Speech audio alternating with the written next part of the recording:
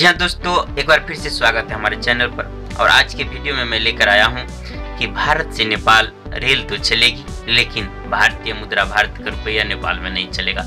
जैसा कि आपको मालूम है, बथनाहा से विराटनगर, जयनगर से जनकपुर, कुर्था एवं बर्दीवास तक रेल जाने की पूरी तैयारी हो चुकी है। यहाँ तक कि जयनगर से जनकपुर कुर्था तक 2019 के जनवरी में प्रारंभ हो जाने की पूरी संभावना है। उधर रक्सौल से काठमांडू तक रेल जाने की पूरी सर्वे का काम हो रहा है। ये अच्छी बात है, लेकिन आपको मालूम होगा कि 16 दिसंबर से नेपाल के मंत्रालय ने ये बात की घोषणा कर दी कि भारतीय मुद्रा 200, 500 एवं 2000 का नोट नहीं चलेगा। ये परेशानी की बात है दोनों तरफ के सीमावर्ती क्षेत्रों के लिए।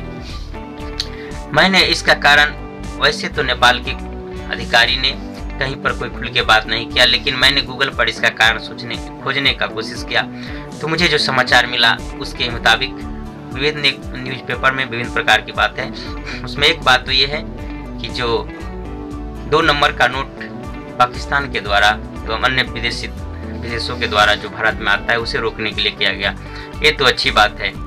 और एक खबर ये भी है कि जब भारत में डिमोनेटाइजेशन हुआ था, नोटबंदी हुई थी, तो उस नोटबंदी में 500 और 1000 के रुपये का जो एक टारगेट दिया गया था, समय दिया गया था बदलने का, उस बीच में नेपाल के बैंक ने ये पैसा नहीं बदला।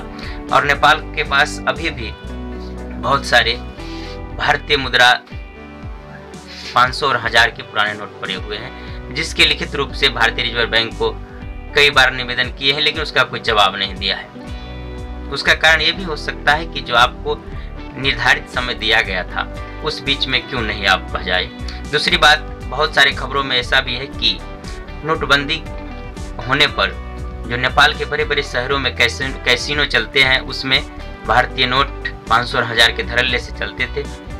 कुछ तो बंद हो गए, लेकिन कुछ जगहों पर बहुत देर तक, जब नोटबंदी का समय समाप्त हो गया उस तब तक चलता रहा, यानी औने पौने दाम पर, कम दाम पर।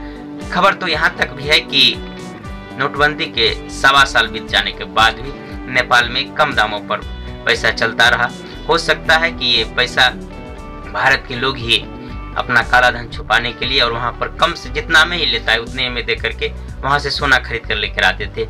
इसकी खबर भारत को भी मिला और भारत ने एक आयोग गठन किया जो नेपाल में जाकर के इसकी जांच करेंगे। उसका भी रिपोर्ट अभी तक कुछ आया नहीं है। और बात यह है कि यही कारण है कि रिजर्व बैंक ने उसका कुछ जवाब नहीं दिया। और एक कारण ये भी है कि मान लीजिए 1000, उदाहरण के लिए बता रहे हैं कि 1000 नोट पुराने थे भारत के पास। उसमें से जब नोटबंदी के बाद सारे नोट जब आ गए, तो उन्होंने आकलन दिया कि हमारे पास लगभग मान लीजिए 900 नोट वापस आ गया, 100 नोट रह गया। तो समझ गए कि इधर उधर या जो काला धन था उसके रूप में कुछ जला दिए, कुछ फेंक दिए, इसी तरह समाप्त हो गया। लेकिन उसके बाद कुछ दिन के बाद पता चला, जब नेपाली राष्ट्रीय बैंक ये बताते हैं कि हमारे पास लगभग 150 नोट, उदाहरण के लिए बता रहे हैं कि हमारे पास है, तो अब रिजर्व बैंक ये सोचते हैं कि जब हमारे पास पूरा 1000 ही नोट था, 900 वापस ही आ गया, तो 150 फिर इसके पास कैसे बच गया। यही बात दिक्कत है कि उसे ये बात हजम नहीं हो रही है कि कैसे ये बात हो गया। अब ये हो सकता है कि 2 नंबर का नोट शामिल हो। अगर 2 नंबर का नोट, ऐसा भी बहुत सारे अखबारों में आपको न्यूज में मिल जाएगा कि नेपाल के कैसीनो के माध्यम से ही विदेशों से पैसा आते थे और आसानी से 2 नंबर का पैसा, डुप्लीकेट जो छपाई होता है, वो बाजारों में आ जाते थे। तो हो सकता है कि उसमें 2 नंबर का भी पैसा हो। अगर 2 नंबर का पैसा था तो जो भी पैसा वापस हुआ सभी बैंक के माध्यम से हुआ, तो बैंक ने इसे क्यों पकड़ा, क्यों नहीं। इस बीच में पेच फंसा हुआ है।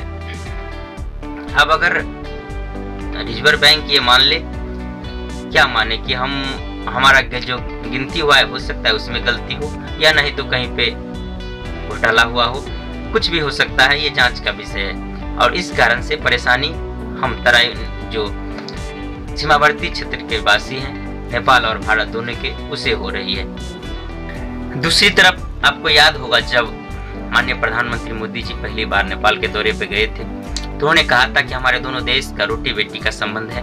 और आप ये जानते हैं कि भारत में कॉमी कॉर्डिनेट जो है पूरी दुनिया से सस्ता है, कहीं से भी, लंदन से फ्रांस से, जापान से, सऊदी अरब से, दुबई से, कहीं से भी फोन आता है तो सस्ती दरें पे आते हैं, वो सबको मालूम है। और नेपाल से भी अगर आएगा तो सस्ती दरें पे आएगा। उसके बावजूद भी भारत, जब मोदी जी गए थे नेपाल के दौरे पर, तो उन्होंने कहा था कि हमारी तरफ से तो कम टैक्स है, उसे भी हम कम करना चाहते हैं, और उन्होंने कम कर दिए।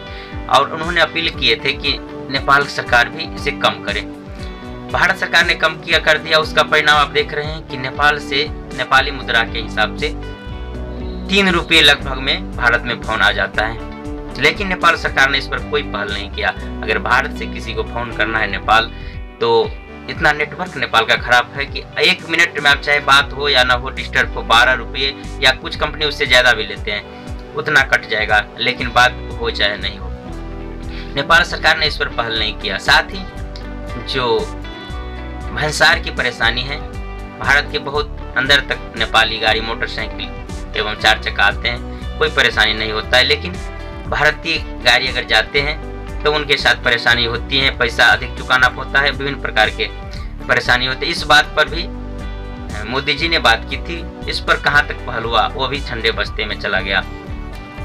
हम ये कहना चाहेंगे कि जो नेपाल के कुछ बड़े अधिकारी हैं, वो बड़े अधिकारी बाहर क्षेत्र से हैं, वो तराई क्षेत्र से नहीं है, और वो नहीं चाहते कि मधेश की जो तराई की जनता है वो भारत से मिले जुले रहे। आप जानते हैं कि मधेसी जनता बार बार अपने अधिकार के लिए लड़ाई लड़ते रहे हैं, और उसमें जो पहाड़ी क्षेत्र के नेता हैं उन्हें शक है कि भारतीय के सह पर ये लोग लड़ाई कर रहे हैं, और वो नहीं चाहते कि भारत के साथ वो जुड़ के रहें, क्योंकि उससे उसे ईर्ष्या होती है कि उससे जुड़कर ही हमारे साथ आंदोलन करता है, जिससे जनधन की बहुत बड़ी हानि होती है। तो मैं कहना ये चाहूँगा कि गलती जहाँ भी हो, मैंने जो कुछ भी बताया न्यूज़पेपर के आधार पर या कुछ अपने अनुभव के आधार पर बताया, दोनों देशों के जो सीमावर्ती क्षेत्र के नेता है या अधिकारी हैं, मिल बैठकर इस समस्या का समाधान करना होगा। क्योंकि जो नेपाल के पहाड़ी क्षेत्र में उसे परेशानी नहीं होता, और जो भारत के जो दिल्ली में बैठे हैं उन्हें भी परेशानी नहीं होता है। परेशानी हमें, हमारे साथ रिश्तेदारी है, नातेदारी है सीमावर्ती क्षेत्रों के लोगों का, इन्हें होता है। तो गलती चाहे कहीं भी हो, हम सब मिलकर इसका में सुधार करें। गाड़ी चलेगी बहुत अच्छी बात है, लेकिन अगर पैसा नहीं चलेगा तो नेपाल से भी लोग पैसा लेकर भारत आते हैं, और उसे भजाने में और उसे चलाने में भी परेशानी होगी। तो दोनों देशों के लोग को मिल बैठकर जो सीमावर्ती क्षेत्र के अधिकारी हैं, नेता हैं, इस पर बात करनी चाहिए और इसे समाधान करना चाहिए। तो ये हमारा ये जनहित में वीडियो आपको कैसा लगा? अगर अच्छा लगा तो इसे लाइक करें, शेयर करें और हमारे चैनल को सब्सक्राइब करें। अभी के लिए बस इतना ही। जय हिंद।